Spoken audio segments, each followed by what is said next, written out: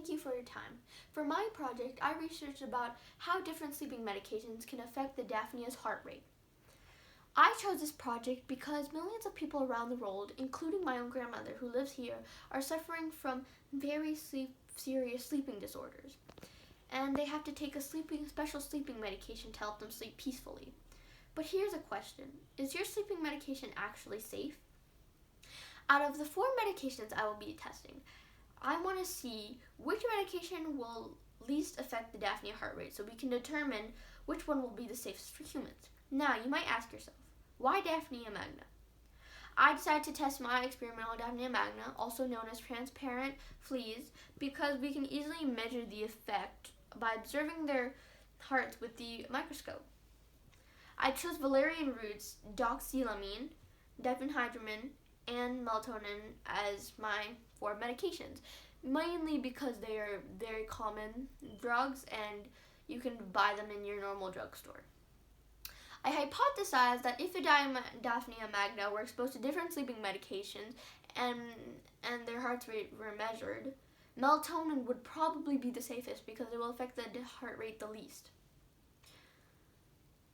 When I did my experiment, I got all the supplies I needed first, which included 1,000 milliliters of water, my 4 medications, a beaker, my dropper, and etc.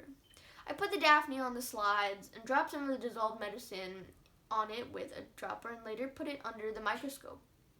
I was able to see the heart by connecting the microscope to my computer and counting it by timing it for 15 seconds and making dots in my notebook. For my results, I graphed out all the average bar in trials in my bar graph after testing.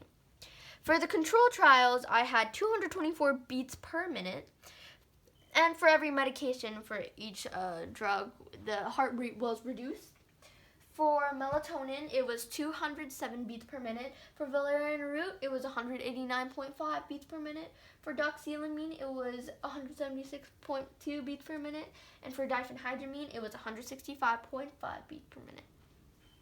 Now, my hypothesis was supported. The melatonin did affect the heart rate the least because maybe it was naturally occurring hormone. But during the experiment, I did have some bumps. The Daphnia had a very short lifespan, which made it harder to test even more because we'd have to keep searching for living ones.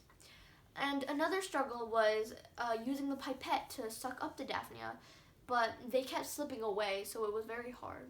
The third struggle was focusing on the heart of the Daphnia on the microscope because it would move and the heart would come out of focus because the Daphnia's reaction to the medicine.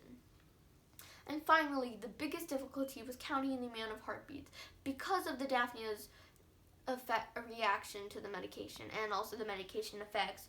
It made the Daphnia's heart rate beat even faster, so it was very hard to catch up with it. All of these were challenges that could have introduced human error, which also could have altered the results. There were also many outliers during this experiment. On trial 6 for control, trial 8 for melatonin, and trial 5 for doxylamine, an organism had a heart rate of 80 beats per minute. The low heart rate could have been caused by the Daphnia's poor health and not the result of the medication. Another outlier is on trial 8 for control with a count of 396 heartbeats, trial 3 for melatonin with a count of 316 heartbeats, and trial 6 for doxylamine with a count of 352 heartbeats. This also could have affected the data, but may have been the result of the Daphnia's health.